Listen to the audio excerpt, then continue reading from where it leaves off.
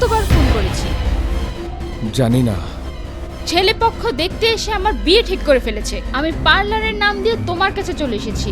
আমার মা খুব অসুস্থ, আমাকে এখনই গ্রামে যেতে হবে। চলো, আমিও সাথে যাব। আমার চাকরিটা চলে গেছে। কি ফাইজলামি করো?